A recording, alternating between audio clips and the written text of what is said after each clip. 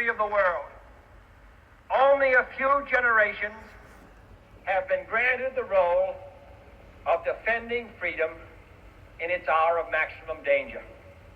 I do not shrink from this responsibility. I welcome it.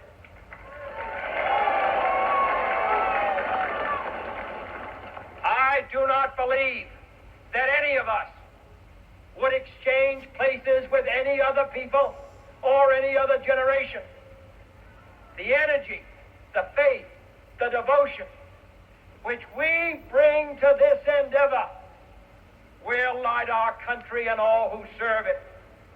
And the glow from that fire can truly light the world. And so, my fellow Americans, ask not what your country can do for you, ask what you can do for your country.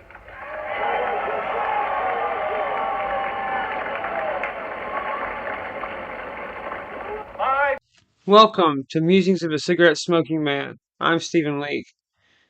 The smoke curls, doesn't it? A silent, ephemeral testament to the impermanence of things, to the burning questions that linger in the air long after the flame has died. They tell you to conform, to accept. They build their towers of consensus, brick by sterile brick, and expect you to stand in line, to nod, to blink when they tell you to. But what if you can't? What if that nagging voice, the persistent whisper in the quiet hours, tells you there's another way? A way paved not with obedience, but with inquiry, not with borrowed truths, but with fiercely guarded independence. We find ourselves in an age of amplified noise, a cacophony designed to drown out the individual thought. Yet within this digital deluge, a different kind of current begins to flow, a current of dissent, of critical examination, of a deep-seated yearning for something more authentic, more real. This is the undercurrent of the freedom movement, and it's here, in the hushed corners of the internet, in the flickering glow of screens, that voices like ours begin to coalesce. Welcome, seekers of truth, to another broadcast of Musings of a Cigarette Smoking Man. Tonight, we peel back another layer of the manufactured reality. We're not just discussing ideas, we're tracing the emergence of a phenomenon. We're exploring how this very podcast, born from a solitary contemplation, has become an unexpected conduit, a sounding board for the burgeoning counterculture and a rallying point for those who still believe in the power of the individual mind to navigate the labyrinth of modern existence. Consider this our clandestine meeting point, a space where the forbidden questions are not only permitted but encouraged. We delve into the philosophical bedrock of this burgeoning movement, examining the ideas that fuel its growth and the challenges it faces from those who prefer the comforting illusion of control. The path of independent thought is rarely smooth, often fraught with resistance of entrenched systems, but it is precisely in that resistance, in that unwavering commitment to questioning everything, that true liberation can be found. So, settle in, spark one up, and light your own thinking. The smoke is rising, and the conversation is just beginning.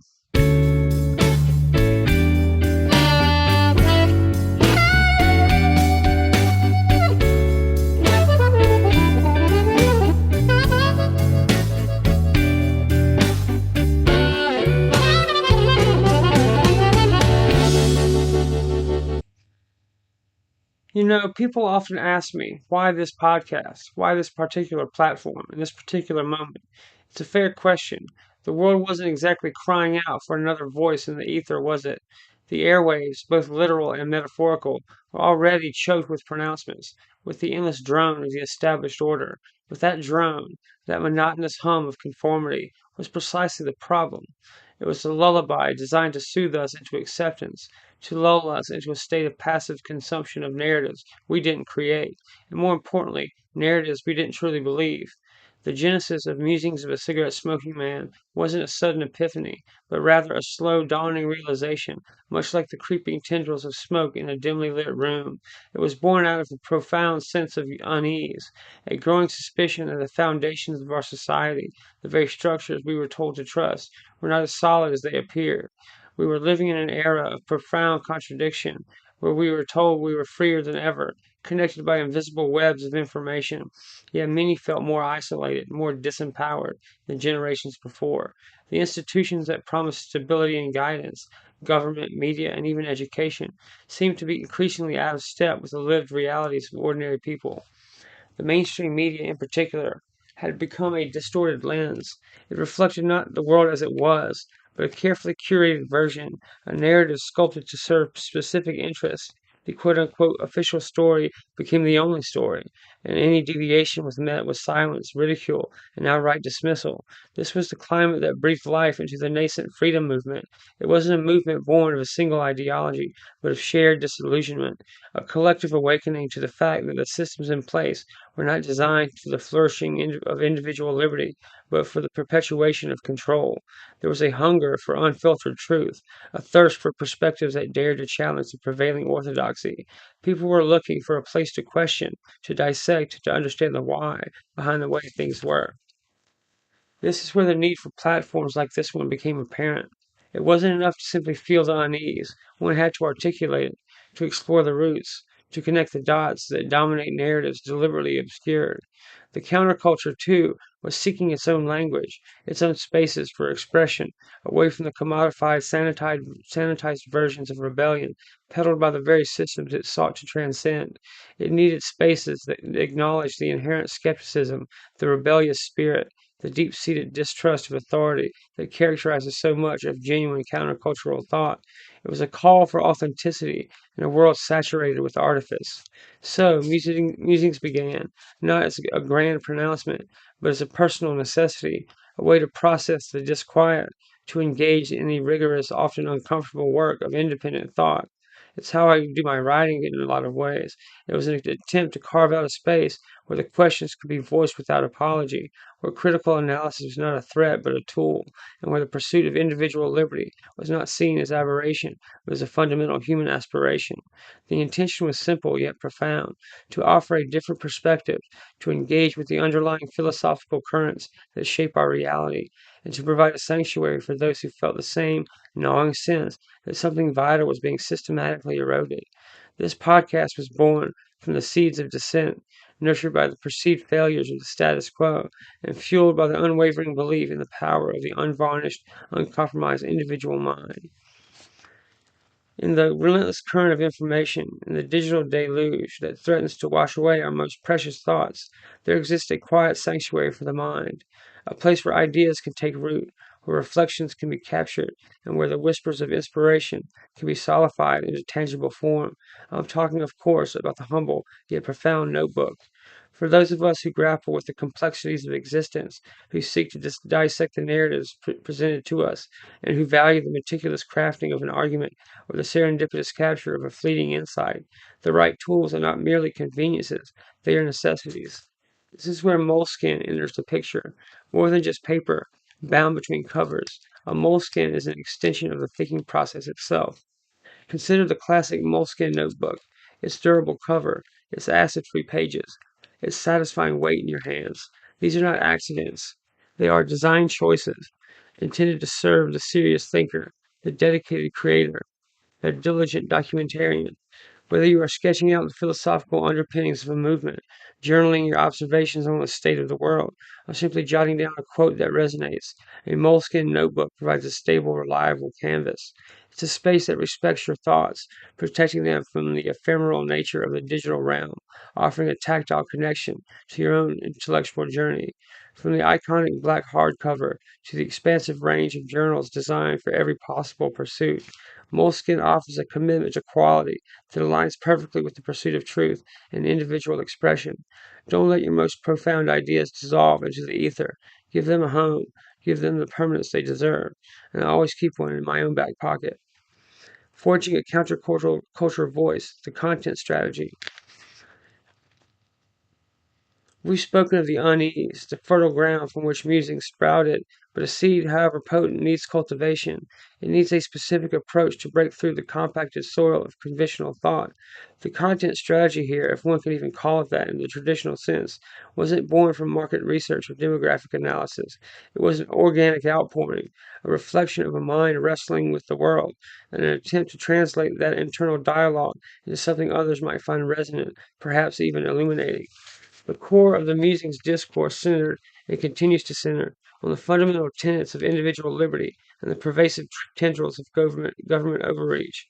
We've dissected the mechanisms of control, not with the dry analysis of a political scientist, but with the sharp, often cynical eye of someone who has seen the patterns repeat.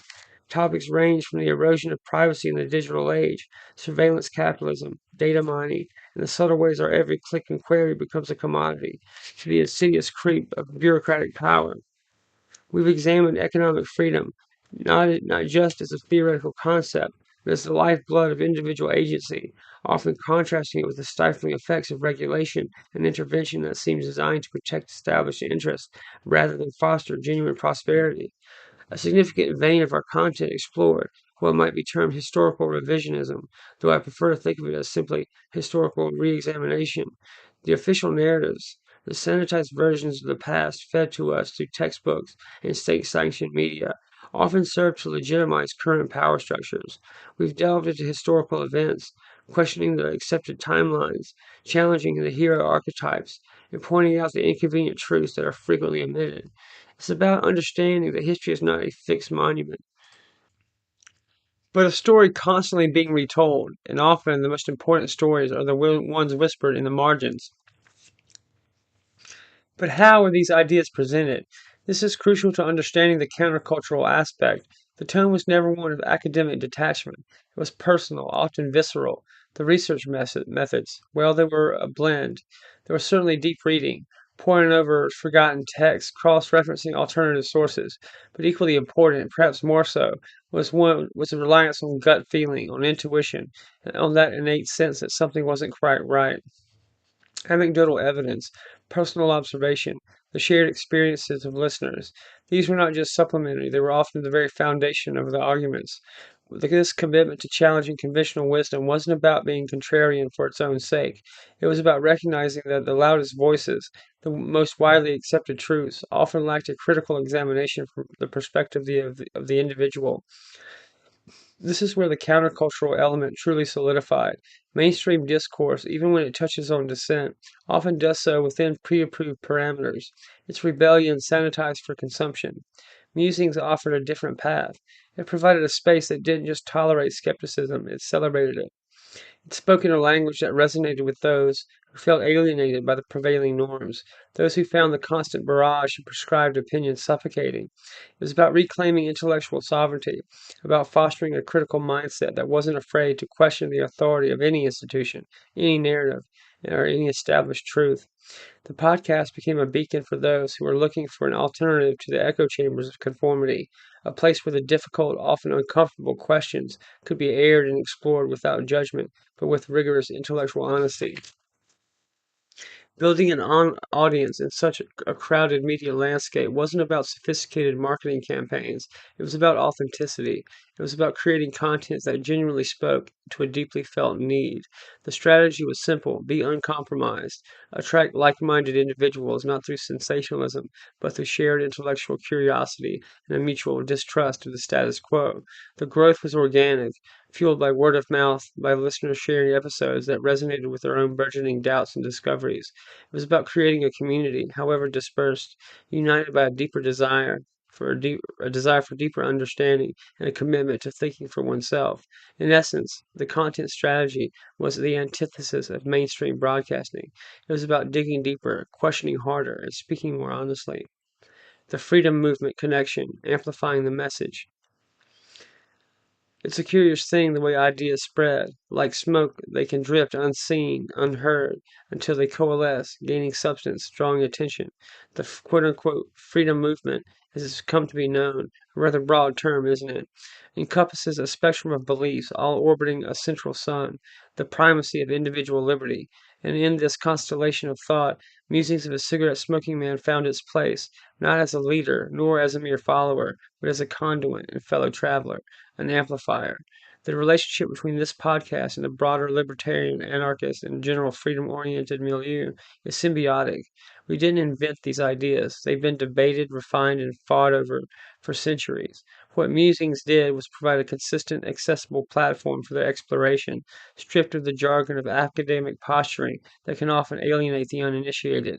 Think of it as a speakeasy for the mind, a place where the forbidden questions were served neat, without dilution. We became a hub, a digital crossroads, where disparate threads of discontent and intellectual curiosity could meet. That this wasn't a planned campaign, mind you. It was an emergent property. As this podcast gained traction, listeners began to reach out, sharing their own insights, their own research, their own critiques of the established order. Many of these were individuals already deeply involved in various facets of the freedom movement, writers, activists, thinkers who were articulating similar concepts through different mediums. The podcast became a place to showcase these voices, to bring them into the fold of the conversation. Guest appearances, whether scheduled or spontaneous, and coming that are going to be coming up, weren't are not going to be just filler. They're going to be vital contributions, adding layers of expertise and lived experience to the foundational musings. The resonance was palpable. In an era where mainstream narratives often feel monolithic and increasingly disconnected from individual lived experiences, musings offer an alternative perspective that feels both deeply personal and universally applicable. We comment on specific events, the expansion of surveillance powers, the economic policies that seem to benefit the few at the expense of the many, the erosion of civil liberties under the guise of security. But commentary wasn't just reactive, it was rooted in a consistent philosophical framework. This provided listeners with a lens through which to understand these events, empowering them to form their own conscious conclusions rather than accepting the prepackaged explanations. These were times, certainly, when the podcast touched upon themes that were directly engaging with the activist arm of the movement, discussions around civil disobedience, especially on my radio broadcast, the importance of voluntary associations, the philosophical justification for noncompliance when faced with unjust laws. These weren't just abstract debates, they were calls to critical engagement, encouraging listeners to question the legitimacy of mandates that infringed upon their inherent rights. The podcast became a space not just for intellectual exploration, but for ideological reinforcement. It validated the feelings of unease that many experienced, assuring them that they were not alone in their skepticism. This amplification of the message, the idea that individual freedom is not a privilege to be granted, but a fundamental right to be defended, is perhaps the most significant contribution Musings of a Cigarette-Smoking Man made to the burgeoning counterculture and the wider freedom movement. In the pursuit of clarity, in the meticulous documentation of truth, and in the simple act of putting a pen to paper to assert one's thoughts, the tools we choose matter. We speak often of the erosion of reliable systems, of the manufactured ephemera that dominates our lives. But some things, built with purpose and integrity, endure. Consider the very instruments of our governance, the tools that once symbolized enduring strength and precision. I'm referring to the Skillcraft U.S. government pen. These aren't your disposable, flimsy plastic implements. These pens are engineered with a durability and a reliability that harks back to a different era, an era when things were built to last, to perform under pressure, to be trusted implicitly. The heft of a Skillcraft pen in your hand, the smooth, consistent line it lays down. It speaks to a commitment to quality that resonates with the very principles we champion: substance over style, endurance over obsolescence. Whether you're signing important documents, drafting your own manifestos, or simply annotating a crucial piece of research, the pen you use should be as steadfast as your convictions. A Skillcraft pen, with association with precision and governmental standards, serves as a tangible reminder that quality and dependability are not relics of the past. They are achievable realities in a world awash in the disposable. Invest in the dependable. Let your writing, like your thoughts, have weight and permanence. So we've established the connection, the way musings acted as a nexus for the freedom movement. But how did this translate into tangible resonance? How did these ideas, disseminated through late-night monologues and carefully curated arguments, actually begin to stir the pot, to mobilize the minds of those who felt the same disquiet? The resonance stemmed from a shared language of skepticism. The counterculture, and indeed many within the broader freedom-oriented sphere, are inherently critical of authority. They are attuned to the subtle manipulations, the narrative framing, and the often unseen forces that shape public discourse. Musings of a cigarette smoking man spoke directly to this critical faculty by consistently dissecting the official story of events, by tracing the logical inconsistencies in governmental pronouncements, and by highlighting the philosophical underpinnings of liberty. The podcast provided listeners with the intellectual tools to analyze the world around them more effectively. It wasn't about telling people what to think, but rather how to think critically about the information being presented to them. This wasn't merely an academic exercise. The influence rippled outwards. Listeners would report engaging in conversations with friends, family, or colleagues, armed with new arguments or a fresh perspective gleaned from an episode. The podcast became a sort of intellectual ammunition dump, providing the talking points and underlying philosophy to articulate often unpopular viewpoints. Think of the discussions around economic policy. Instead of just repeating sound bites, listeners would delve into the concepts of sound money, free markets, and detrimental effects of inflation, all explained in a way that connected directly to their own financial realities. This empowerment, the ability to articulate one's own defend one's beliefs with reasoned arguments is a crucial aspect of mobilizing individuals. Furthermore, the podcast actively encouraged a deeper dive. Recommendations for books, articles, and other thinkers were a staple. This wasn't about hoarding knowledge, it was about fostering a self sustaining ecosystem of learning and inquiry. When an episode touched upon, say, the history of central banking, listeners weren't just given a summary, they were pointed towards authors like Rothbard or Huerta de Soto, encouraged to explore primary sources. This created a virtuous cycle. The podcast provided an entry point, and the listeners, motivated by the resonance they felt, pursued further knowledge, which in turn enriched their understanding and their ability to engage with the movement's ideas. We also saw influence in the way the podcast fostered a sense of community among a disparate group. While listeners might have been geographically dispersed and occupied diverse social circles, the shared listening experience created an invisible bond. Online forums, comment sections, however rudimentary, and direct correspondence revealed a community united by intellectual curiosity and a commitment to individual liberty. This sense of belonging, of finding others who articulated similar concerns and aspirations, is a powerful mobilizing force. It transforms isolated skepticism into a collective voice, a recognizable presence within a broader cultural landscape. The influence wasn't about storming the barricades in a literal sense. It was about the more profound and perhaps more dangerous act of liberating minds. By consistently questioning established narratives, by championing individual thought, and providing a platform for dissenting voices, Musings of a Cigarette Smoking Man played a significant role in shaping intellectual contours of the modern freedom movement and its countercultural expressions. It gave people the vocabulary, the philosophical grounding, and the confidence to look at the world differently, and more importantly, to question the way things are.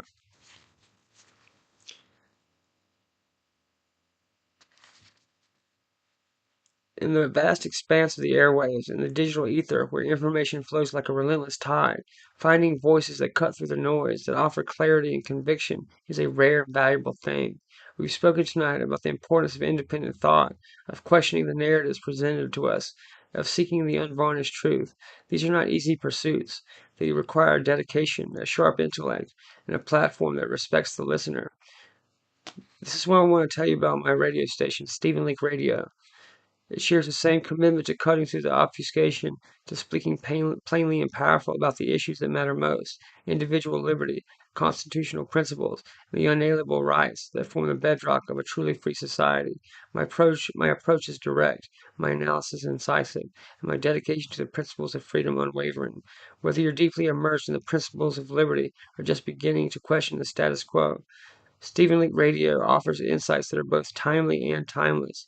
I provide the context, the historical perspective, and the unwavering voice that resonates with anyone who believes in the power of individual sovereignty and limited government. Don't just listen to the noise. Tune in to a signal of clarity and conviction. Seek out Stephen Leak Radio. Find the discussions that matter. Find the truth you've been looking for.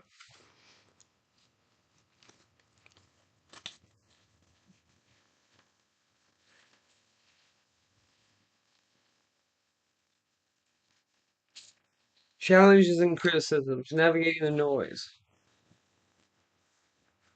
The path of independent thought, the pursuit of inconvenient truth, is seldom a quiet stroll through a manicured garden. More often, it resembles a trek through a dense, often hostile wilderness. And this podcast, Musings of a Cigarette Smoking Man, has certainly navigated its share of storms. To speak freely, to question the prevailing dogma, is to invite scrutiny, and sometimes outright opposition. We've encountered the inevitable friction that arises when one dares to challenge the established narratives, the carefully constructed realities peddled by those who profit from conformity. One of the most persistent challenges has been the very nature of the platforms that host these discussions. In an era where control over information is increasingly centralized, places that offer genuine free expression are often under immense pressure. We've seen attempts, subtle and overt, to censor content, to shadow ban voices that deviate too far from the accepted discourse, and to deplatform individuals and shows deemed problematic. This isn't about protecting users from genuine harm. It's about managing the narrative, about ensuring that the dominant ideology remains unchallenged. For a podcast like ours, which thrives on questioning that very ideology, this creates a constant low-level hum of precariousness. The fear of being silenced, or having one's voice digitally erased, is a tangible reality.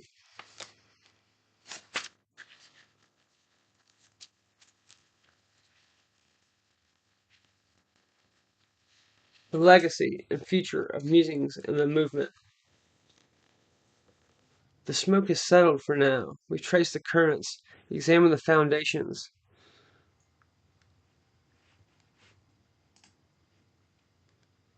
and acknowledge the connections that bind this podcast to the larger narrative of the freedom movement and the enduring spirit of counterculture. But what remains once the immediate discourse fades? What is the legacy of a voice like mine, speaking from the fringes, questioning the center? The legacy, I believe, is not in the pronouncements themselves, but in the act of making them. It is in the persistent, often unglamorous work of critical inquiry.